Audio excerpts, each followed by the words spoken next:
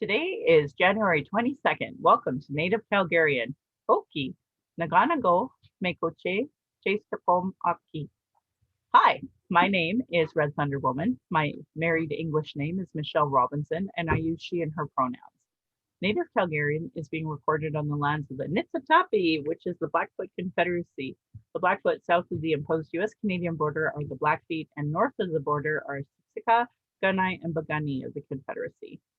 These lands are Treaty 7, signed September 22nd, 1877, with signatures that include the Blackfoot Confederacy, the Wesley, Chiniki, and Bearspaw nations of the Stoney Nations, and the Dene from Tsuut'ina Nation. I acknowledge all First Nation, Métis, Inuit, status, and non-status across Turtle Island as the keepers of these lands. All non-Indigenous are treaty partners with the government signing on your behalf. I honor the Blackfoot as the elders and members have been so kind to me on my Red Road journey, and it's their land. Elder Red Crane taught me how to pronounce my name. I was born here in Calgary, or in Blackfoot McKinstis, as Michelle Elliott, another English name which has afforded me privilege in an English colonial world. My mother is Northern Slavey Dene or Satu Dene, but my Indian Act imposed status card by the Canadian government says Yellowknives Dene. My father is so Canadian. I am a daughter of the Mayflower and a daughter of the American Revolution, while having an Indian Act imposed status card. My Dene lineage roots me in the land of the Hare people, also called the Great Bear Lake people in Treaty 11. I'm a native to Turtle Island, and my Dene Nation is a visitor to this area of Pitchotine Indahe in Satu Dene. It means many horse town, named after the Calgary Stampede. Land acknowledgements are critical for creating a safer space for Indigenous, as well as honoring the host as a guest and honoring your role as a treaty partner. My humblest apologies to the Blackfoot elders and language keepers as I try to learn proper pronunciation. Any mistakes or misinterpretations will be on me. I encourage questions so that misunderstandings can be cleared up as soon as possible. I do not speak on behalf of all Indigenous. I just share what I know as I walk down my red road. Apparently, because my issues, life, and content are triggering, if you're experiencing emotional distress after anything we talked about today and want to talk, call the First Nation and Inuit Hope for Wellness helpline at 1-855-242-3310.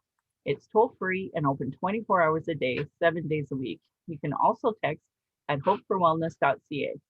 If it's more related to missing and murdered Indigenous women, girls, and Two-Spirit, for immediate emotional assistance, call 1-844-413-6649.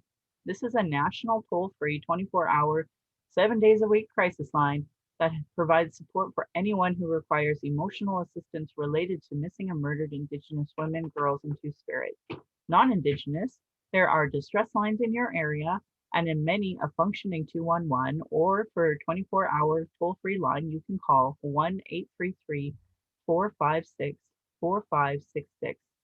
My Patreon account is Native Calgarian, where you can pledge and support. Thank you to our previous donors for showing your support. If you value listening or watching and can afford to give, thank you. To those that cannot afford to give, I would love to hear from you at nativeyyc@gmail.com. You can send in your comments or questions. I now have a YouTube channel where you can subscribe as well. Go to nativecalgarian.com for the latest podcasts and pin posts on social media. So today I have a wonderful friend and guest with me. I'm lucky enough to call you my friend now. So yeah, would you like to introduce yourself? Sure. Okay. Good morning. My name is Katrina Hewton. My Blackfoot name is Nidena Mayaki. So my mom is from Siksika Nation. My dad is of Irish and Scottish descent. I grew up here in Mohkinstsis, and I am practicing as a provisional psychologist right now in the city. And so that's a little bit about what I wanted to come and speak about today. Oh, that's amazing. I can't wait to hear about it. There's so much to unpack there. What was it like growing up in Calgary? Oh, man. It's a totally like, let's unpack that. Yeah. I think that growing up, I think I struggled a lot to understand my identity growing up in an urban space. I grew up in a really privileged community. And so, even though I am white passing, I think it's always been very apparent that I wasn't like my peers. And growing up, the most frequently asked question was, "What are you?" And so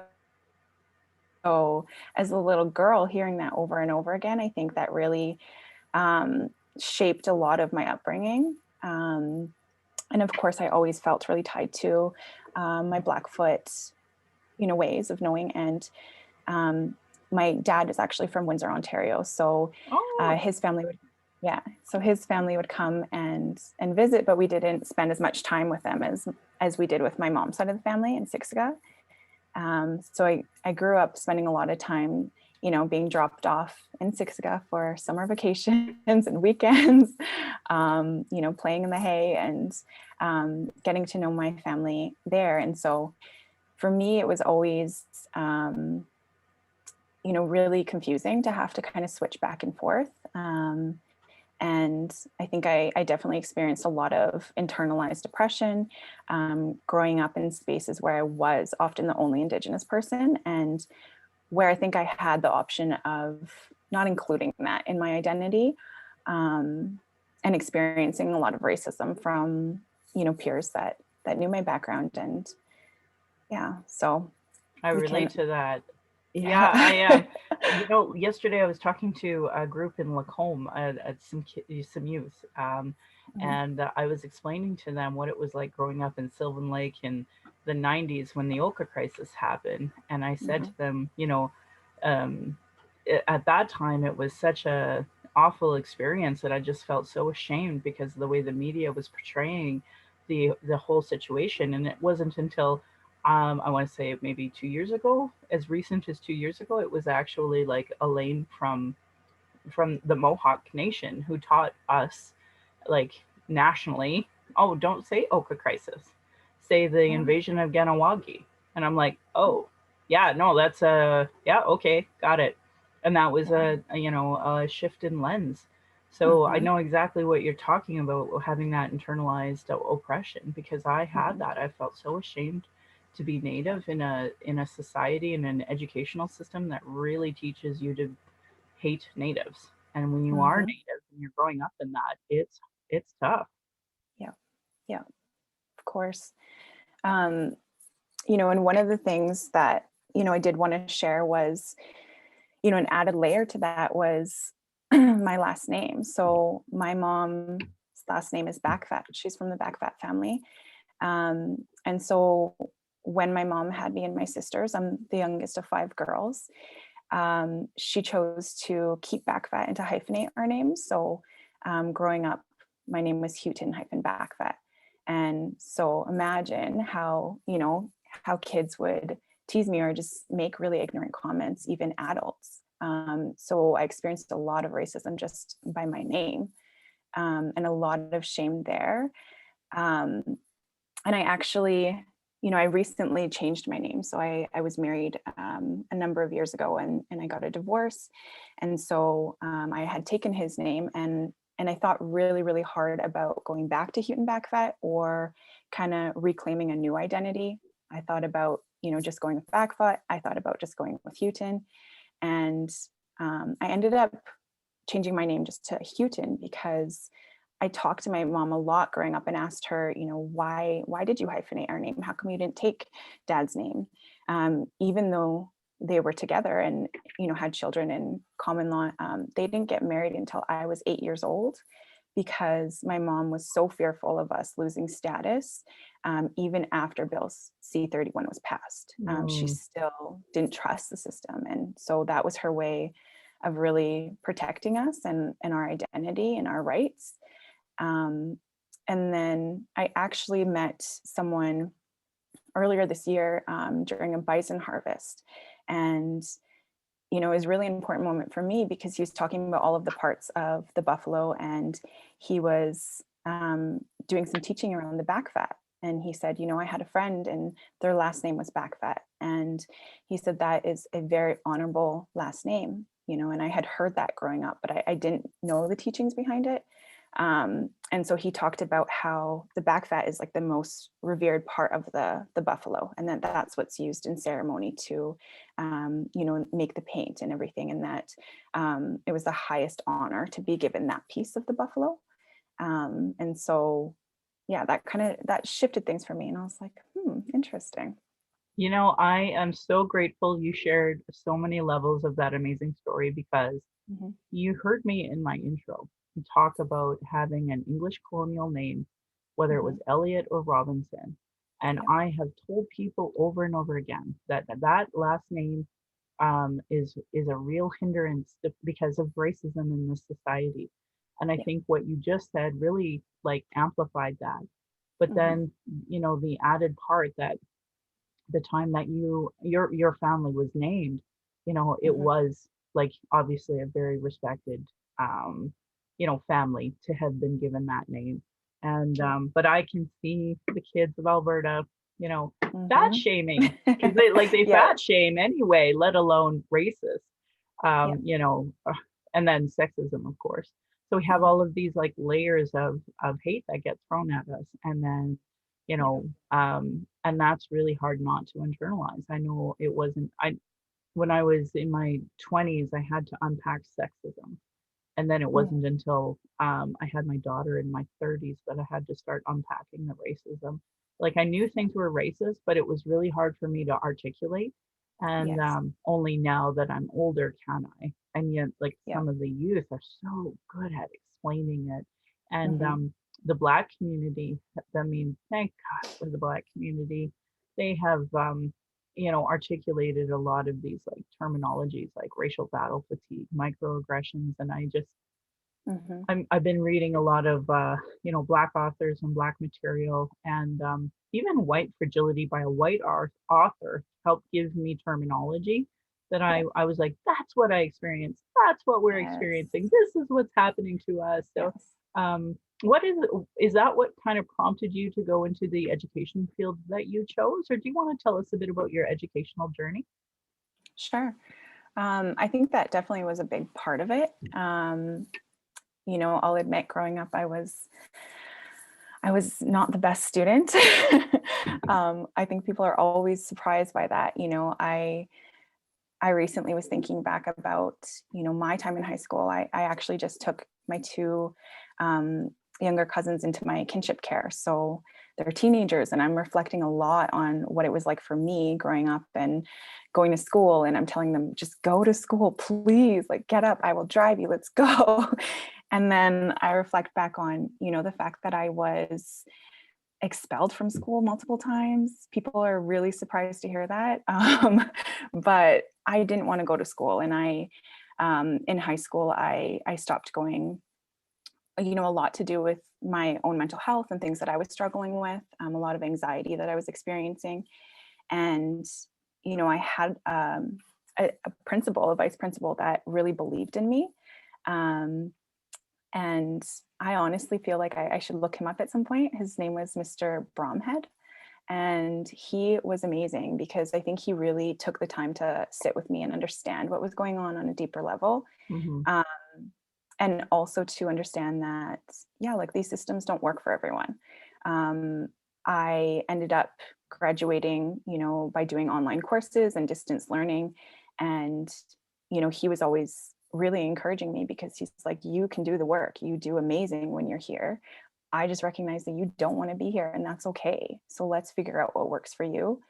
And I actually, when I graduated, I wanted to graduate with my class, my peers that I grew up with. Um, and when I went to school and I met my homeroom teacher in grade 12 for the first time, he told me that he would not shake my hand when I walked across the stage because he had never met me.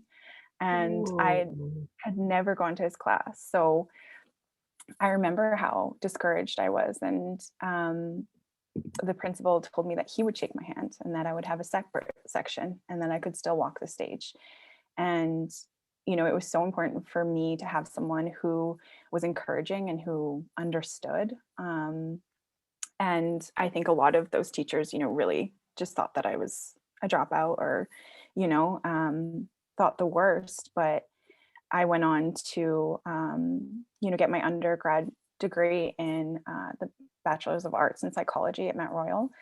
And I did a minor in Indigenous Studies. That's where I really found, you know, like education that was meaningful for me and that voiced my experience as an Indigenous person. Because before that, the history that I was taught, it never felt right.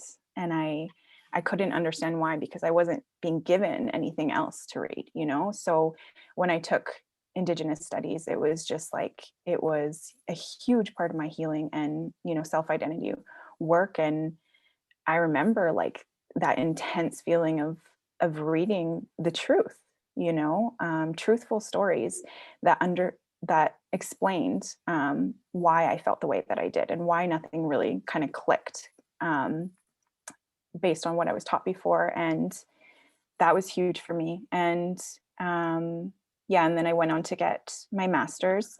And right now I'm actually like continuing school. I guess I love it so much. I just can't get enough. I'm doing a postgraduate certificate called Bumagapi, Blackfoot Approaches to Wellness through U of C. Thank God that you are doing this work. Holy. Yeah. We had a book club on Monday and we were talking about the National Center for Truth and Reconciliation. And in the calls to action, like in the actual volumes, they talked about how local universities should be, collecting data, collecting stories, and creating those archives. And I just paused us all because these were all, very well-to-do white people that have a post-secondary.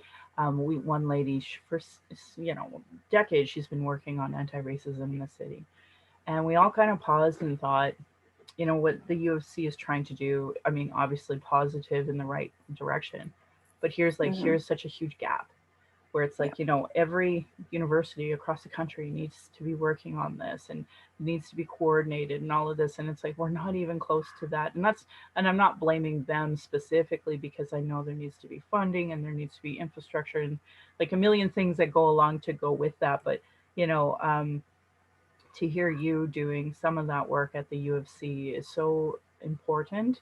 I remember meeting Dr. Cora Voyager, and she, I just remember walking away from our conversation thinking, she is working so hard and there's not enough resources for Indigenous students, Indigenous teachers.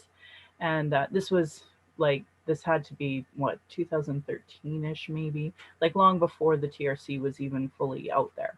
So, just hearing you continuing with your education is so important, and at such a critical time when we're talking about truth, reconciliation, Indigenous inclusion. And I'm happy to hear post-secondary education was part of your healing journey. Yeah, for sure. That's a lot. Yeah And the program at U of C, it has been really great. Of course, it's during COVID, so it's a bit different. But you also, I think, can see and can really relate to people when you see the struggle that they have to go through to be able to do that work. So all of our instructors, the elders that are part of the program, it's difficult to know that even at this point, they're facing such incredible barriers, and that this program, could potentially not be around for much longer. And it is such an important program, and it's so important for our ways of knowing to be accepted as valid, I guess, in the Western kind of educational system. Yeah, I know our ways of knowing have been dismissed for so long. And even for me, unpacking that, the racism and the terminology. So like our myths are, like they segregated into that concept where it's like folklore. It's like, it's not an actual, belief system that's valid. They constantly dismiss it with that sort of terminology. So, and it's interesting because I was teaching these kids yesterday, and I was saying, at one point in time, they considered my people extinct because two anthropologists from Iowa came up and, made this blanket statement and the Canadian government, of course, took it because these are academic experts. And as the Canadian government, we want to continue to steal this land and extinct all of the Indigenous people. So, Mm-hmm. and that really took a long time for me to understand. It was like the folks from I Don't Know More that really explained the land theft to me, that I was like, holy. And the Yeah. irony was, the abstract of it was that I understood the Palestinian Israeli issue. Like I Mm-hmm. seen that colonialism right in front of me, and yet Yeah. here it was, and I seen so many parallels with what our struggles were. But it Yeah. did take a bit for me to really comprehend, like, this is all about land theft. And I think that's why I Yeah. feel so strongly on, like, the power of the land, land Mm-hmm. acknowledgments, and explaining that to people, because you know Yes. they they don't get it. And they still think that, nothing was here, and all these new Mm-hmm. immigrants came and made a beautiful city called Calgary. And it's like, Yeah. ooh, ooh. But the education teaches that, right? That erasure of our people. So Of yeah, course. and Yeah. that's pretty hard not to internalize. Mm. Of course. Yes. Yeah. Yeah. So, well, I really appreciate you sharing that. What was, like, the post secondary education experience like for you? I think, in some ways, I did a lot of healing work through my education. And, I was always told within my family, like, education is the new buffalo. And, we were always encouraged to attend post secondary. Um, I am the first in my family, like the first generation out of residential school. So my mom, she hustled hard, and she went to school, and she um, works in healthcare, um, and she always encouraged us to go to school. And part of our teachings and encouragement from our grandparents was to learn how to walk in both worlds.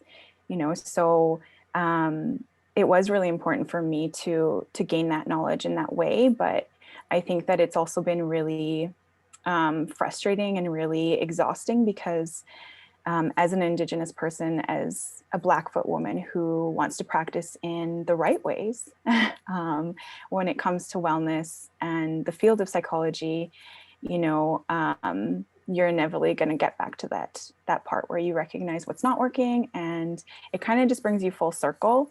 I realized through a lot of my work that I really had to go through a process of unlearning everything that I was taught.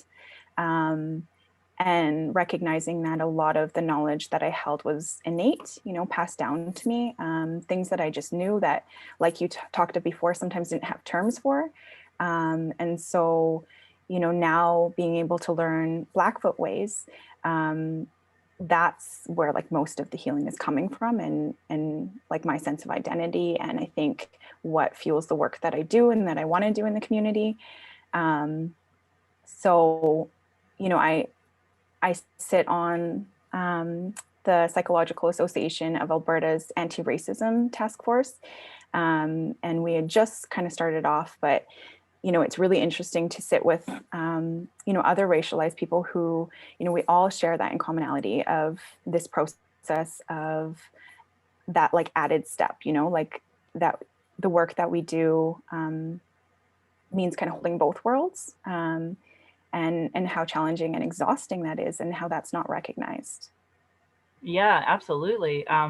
Tim Fox from the Bloods, he always uses the term edge walking. Edge walking because you are trying Mm-hmm. to navigate two worlds together, and it's how difficult and exhausting that is. And I actually had read it in White Fragility, the concept of racial battle fatigue.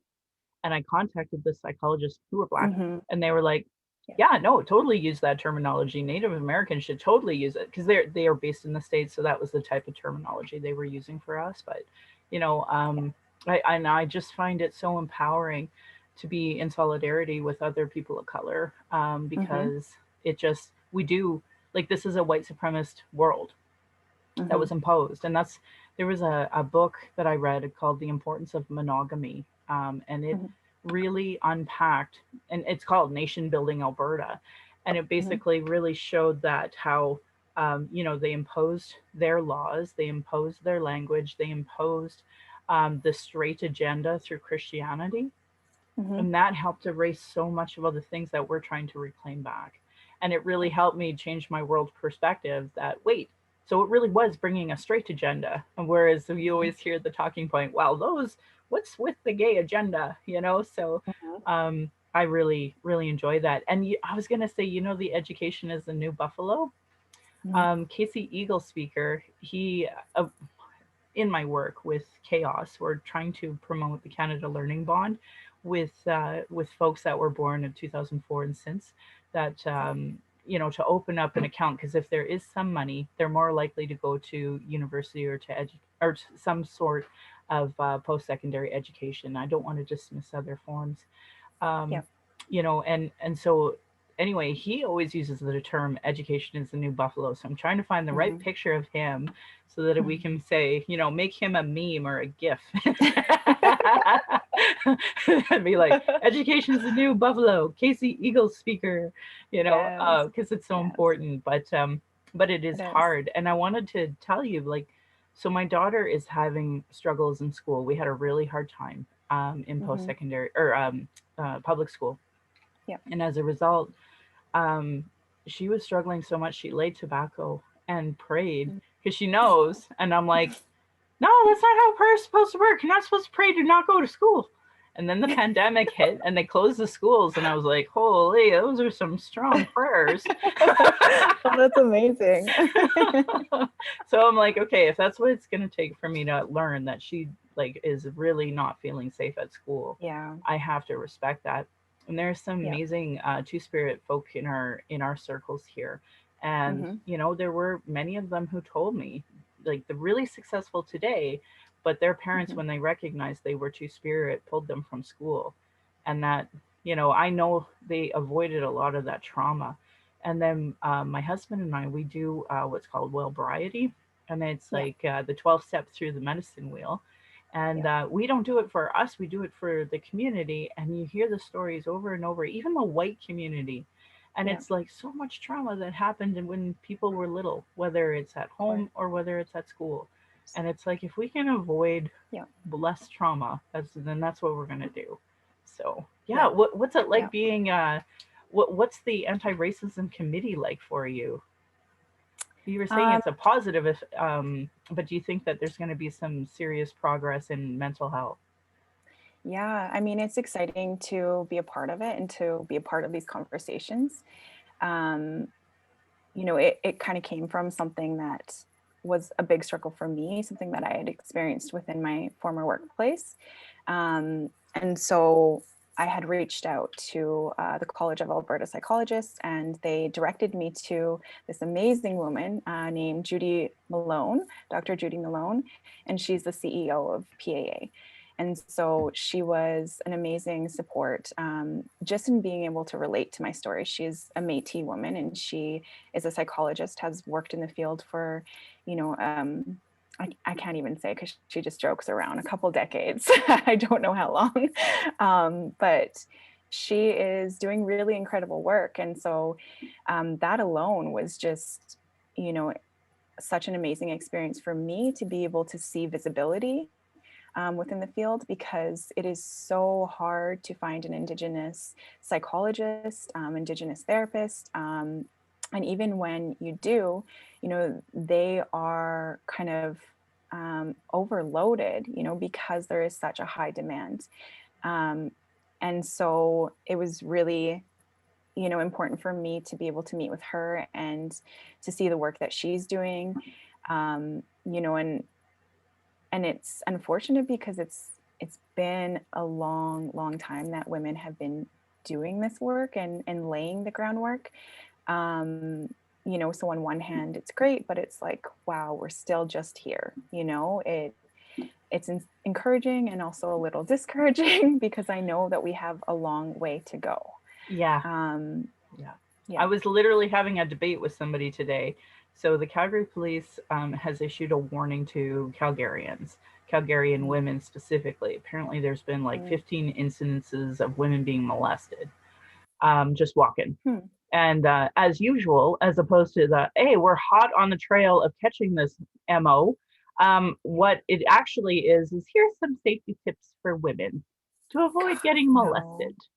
And I'm like, it is no. 2021 and this is seriously coming out on mainstream media. Yeah, so harmful. So I was Yeah, pretty upset, and especially after the inquiry. You know, like yeah, there's 231 calls to justice, and we are folks still on victim blaming. Anyway, yes, yeah. I was debating with women today. Oh, what is rape culture? Mm-hmm. Mm-hmm.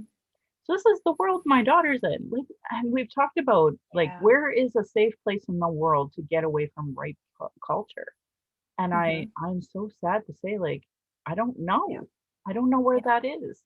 So I know yeah. that, like, as much as it feels like you have two steps forward with like Kamala Harris becoming vice president, you're still Mm-hmm. debating what rape culture is with women. Exactly. What the? Exactly. What Yeah, yeah, the?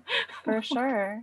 So, Yeah. and then add racism or Mm-hmm. other, gender diversity, and you have Yeah, so much intersectionality, and we're still trying to be exactly. considered human.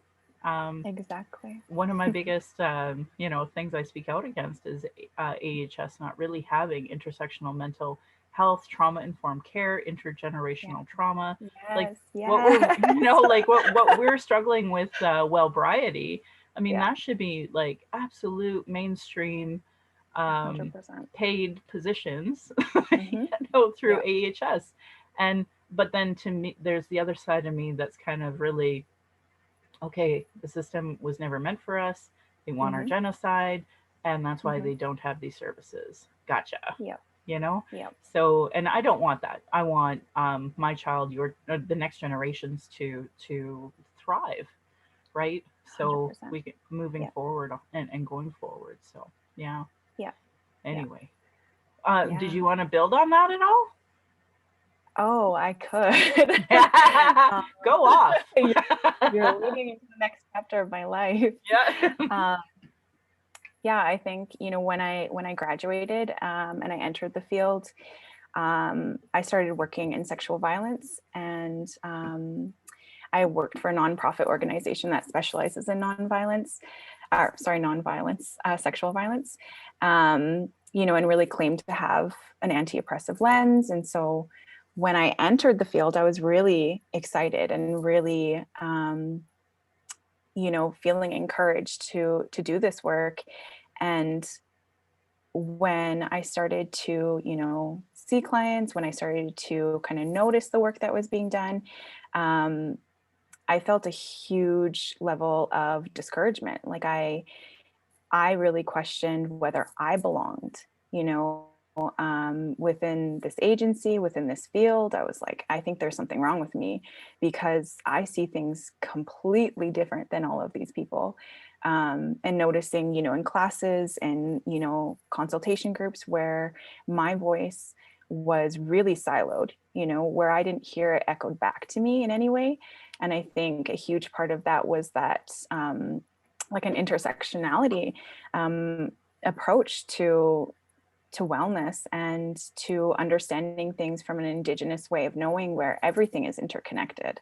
Um, and so even in these spaces that claim to understand and claim to be grounded in these theoretical frameworks, um, it really wasn't felt by me, or I could sense by my clients. And so that's kind of where my work started. And I think where my story and my struggle really started within the field. And that's a big part of what I wanted to share was, what I had to experience, and why it's not okay, because, a lot of that heavy lifting falls on minorities, on Indigenous women in the field who see this, who can't unsee it, and who also have lived experience of these social disparities. So, um,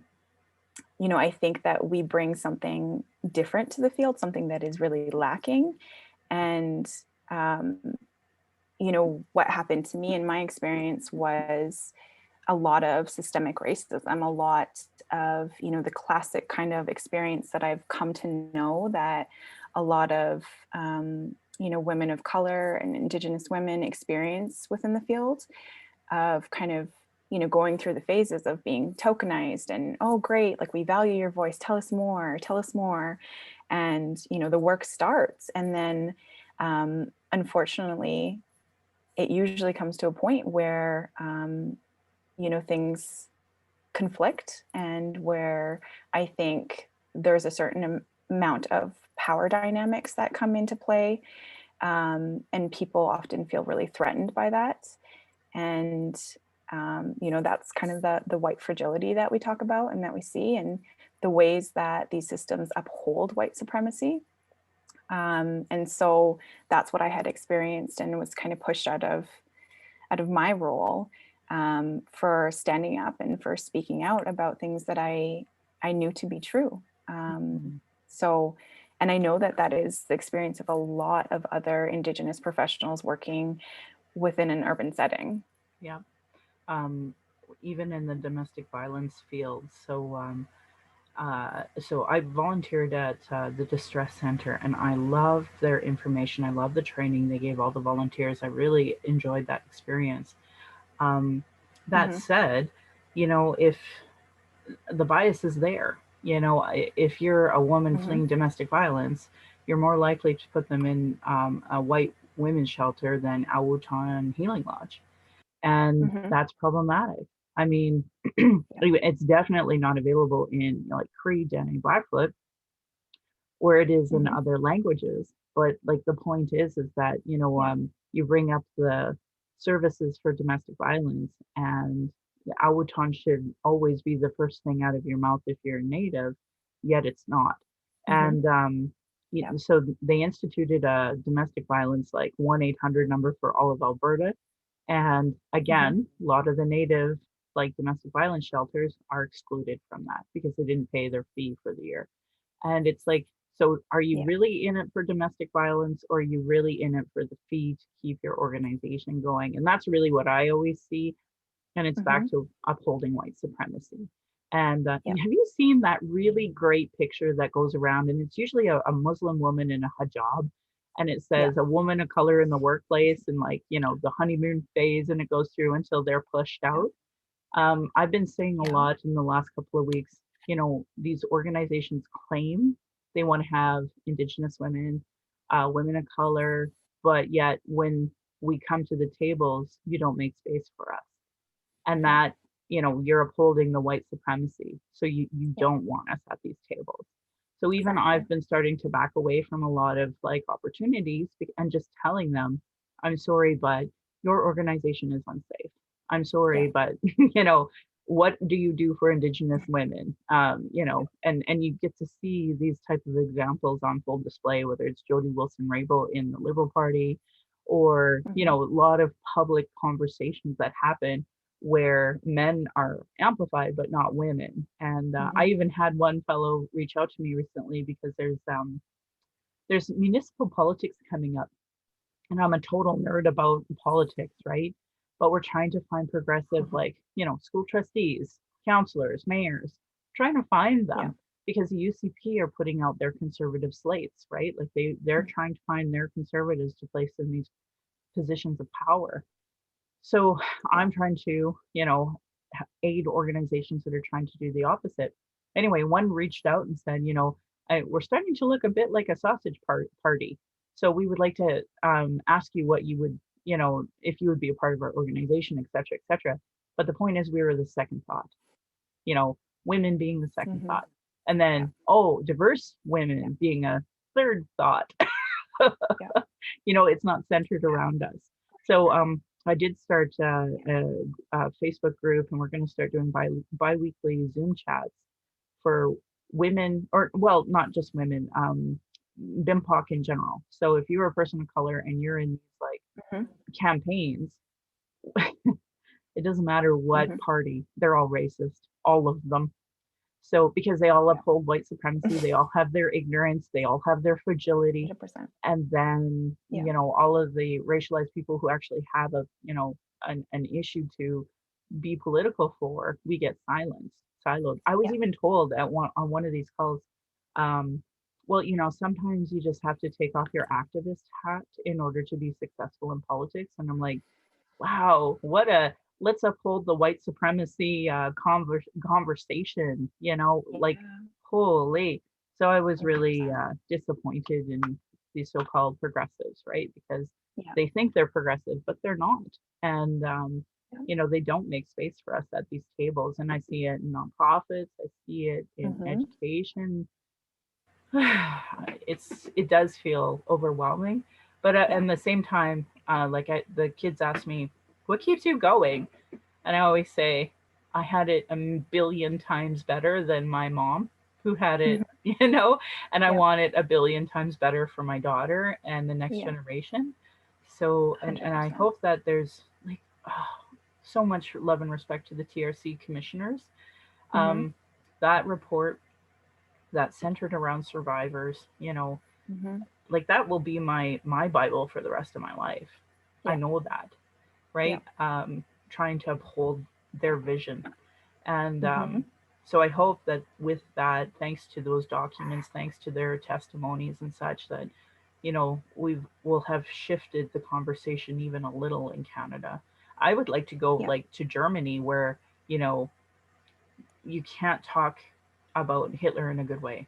You Mm-hmm. talk about the genocide, you remember the victims, you have, Mm-hmm. we should have a national center for TRC, and Mm-hmm. really have these discussions and buy back the land from farmers that they sold, Yeah. Indian residential schools to, that still have the graves of our children under, that are unmarked. You know, um, those are the conversations I want to be having in Canada, and we have to Mm-hmm. shift it dramatically. Yeah. But I had a German friend who told me they do so much anti-oppression, anti-nationalist education, and throughout their entire education system. And it's Yeah. like, that's all we need here. It is. It is. 100%. So, Yeah. yeah. I really enjoyed our conversation today. I invite you to come back anytime. So, like, when this anti-racism committee, if you have like, a report that comes out with recommendations or something like that, please Yeah. let me know. And if you want to come back on my podcast anytime, please let me know, because I Of want to, course.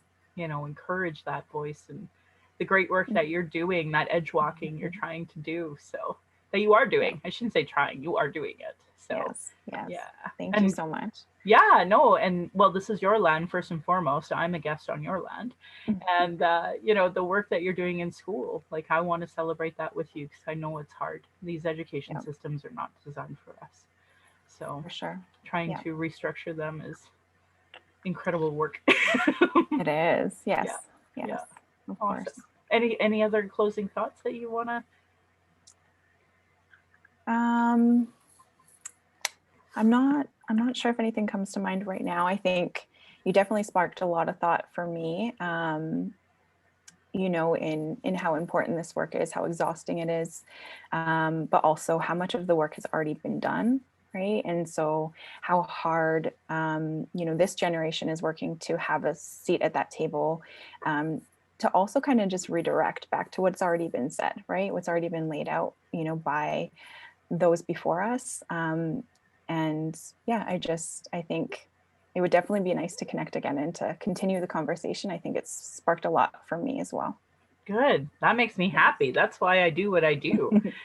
So on my podcast, I have this ridiculous long exit as well, but I really encourage you to jump in on it, because, I just find the more voices, the better. And Mhm. sometimes, yeah, like I say the same thing over and over again, but you adding to it might help other people see it in a different way. So I'm going to do my exit, but I encourage you and I invite you to, come in and say what you need to say about what I'm talking about, because you actually have the credentials that people might listen to, right? Because where I like to think I'm so brilliant, it is actually hearing other voices sometimes gives it that extra boost. So, I'll keep talking about some of the cultural safety that I encourage, but if you want to chime in at any point, please, I encourage you to. So, Okay. um, so I always say this.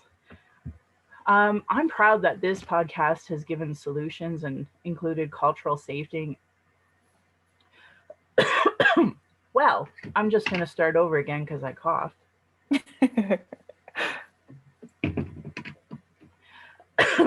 All right, let's try this again. I'm proud this podcast has given solutions and included cultural safety training or cultural first aid in almost every podcast to create a safer space for Indigenous, people of color, those with disabilities, LGBTQ2+, and other groups to speak. I want to say thank you to the authors Cheryl Ward, Chelsea Branch, and Alicia Fridkin of heretohelp.bc.ca about what is Indigenous cultural safety and why I should care about it, because those cultural tools have always helped guide the previous 100 or maybe even more podcasts that I've done up to now. Their work on those cultural action tools that I've said over 100 times support Indigenous work, and that's part of the your in reconciliation work and settler understanding. Is that you Mhm, have to create a safer space for us. You can't invite us to the table and then just demean us. I'm mhm, lucky just to highlight their work and repeat it here. So please look that up or listen to a previous podcast. Internalized racism or lateral violence. We actually talked a lot about that today, mhm, internalized oppression, mhm, because of what society in Canada teaches Indigenous women about ourselves, which is mhm, actually false and a lie.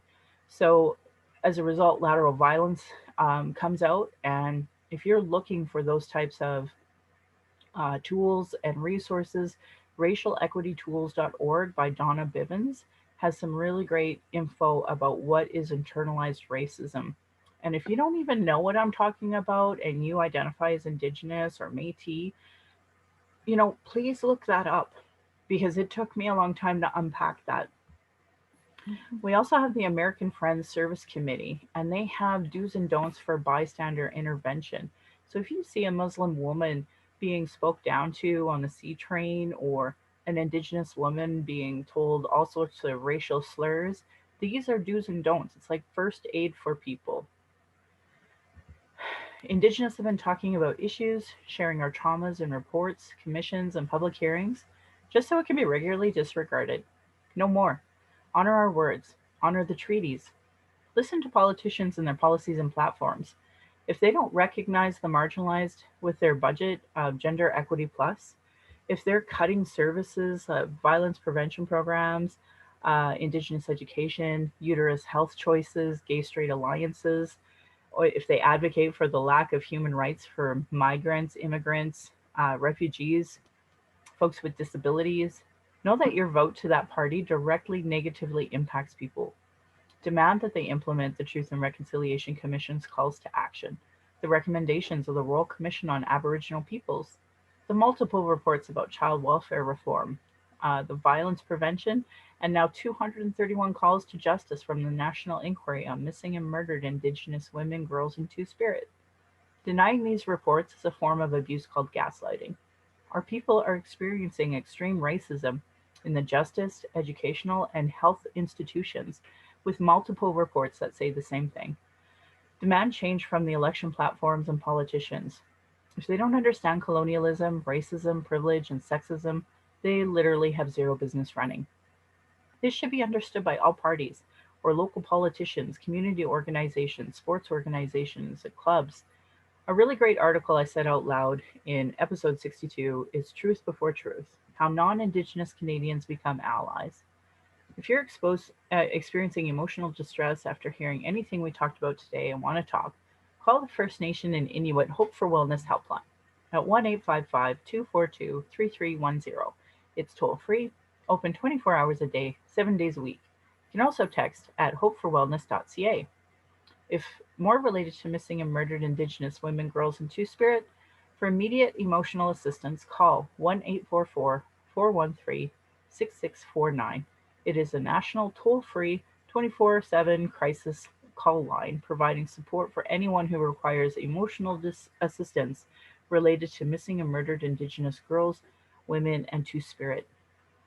Non-Indigenous, there are distress lines in your area and usually a functioning 211, or you can also call toll-free 133-456-4566.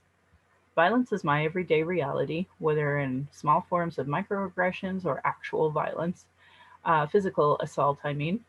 Every Indigenous generation has faced it. That's why I started this podcast to speak freely, without interruption, without tone police, without leadership shaming, without gaslighting questions, as many people are committed to not hearing Indigenous opinions but sure want to tell us theirs, and by people who know nothing about Indigenous people, or know nothing about colonialism, know nothing about the constant surveillance of Indigenous people, our protests, our vigils, and our rights by the very government they promote. Typical microaggressions, people dealing with internalized racism. Then there are folks who become gatekeepers that survive off the status quo. There are many people really in their trauma that deplete personal resources.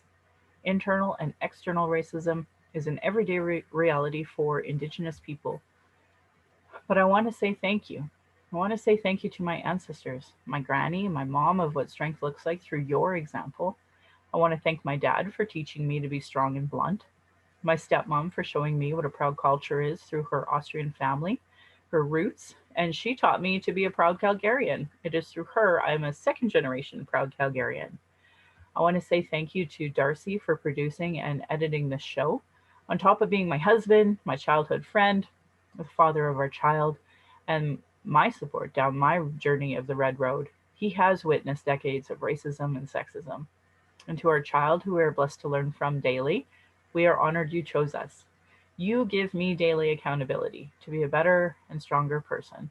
I hope my daughter and my family will be proud in the future of us trying to discuss these present day issues in a way that they can understand. My Patreon account is Native Calgarian, where you can pledge and support. Thank you to my previous donors for already showing your support. If you value listening or watching and you can afford to give, thank you.